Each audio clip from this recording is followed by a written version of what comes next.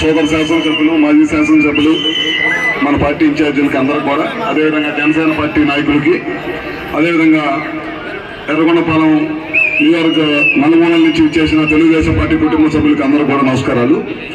అదేవిధంగా ఇవాళ ముఖ్యంగా 2 మంచి కార్యక్రమాలు. ఒకటి అన్న సోదరుడు ఎలక్షన్ బాబు గారి పుట్టినరోజు ఒకటి, అదేవిధంగా మన పార్టీ ఆఫీసు, ఈ 2 ఓపెనింగ్ చేసే కార్యక్రమాలు ఇవాళ పెట్టుకోవడం జరిగింది. అందరూ కూడా శుభాకాంక్షలు. ముఖ్యంగా మీ అందరికీ తెలియదు ఏం లేదు, ఖచ్చితంగా రాబోయే రోజుల్లో ఇంకా మనకు 100 రోజులు ఉన్న పని, ఖచ్చితంగా ఎలక్షన్స్ వస్తాయి. మనం ఈ 100 రోజులు కష్టపడి పనిచేయాలి. ఎలక్షన్ బాబు గారిని అసెంబ్లీకి పంపించాలని చెప్పి మరొకసారి పేరు పైన కోరుకుంటున్నాను. మేమందరం కానీ పార్టీ కానీ అందరం కూడా ఎలక్షన్ బాబు గారికి అండగా ఉంటాం.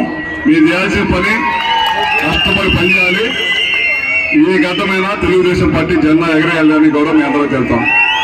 అదేవిధంగా ఇంకొక 2 ముఖ్య విషయాలు ఏంటంటే, ఎప్పటి నుంచో రైతాంగం ఎదురు చూస్తున్న వెలుగొండ ప్రాజెక్టు ఒక తెలుగుదేశం పార్టీతోనే సాధ్యమైంది.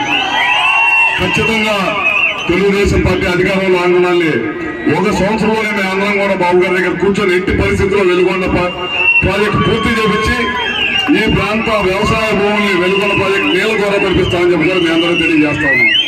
అదే కాకుండా పోయినసారి బాబు గారి దృష్టికి తీసుకెళ్ళాం. మేమందరం కూడా వెనకబడిన జిల్లా మార్కాపురం జిల్లా, తప్పకుండా ఈ జిల్లాని హెడ్ క్వార్టర్ తోటి ఈ ప్రాంతం మార్కాపురం జిల్లాగా చేయాలని చెప్పి కోరటం జరిగింది. ఈ 4-5 కాన్స్టిట్యున్సీల తోటి తప్పకుండా అది కూడా చేపిస్తామని చెప్పి కూడా మీ అందరికీ సభాముఖంగా తెలియజేసుకుంటూ, మీ అందరికీ తెలియదు ఏం కాదు, జగన్మోహన్ రెడ్డి గారు పాదయాత్ర చేస్తా ఎన్నో హామీలు ఇచ్చాడు.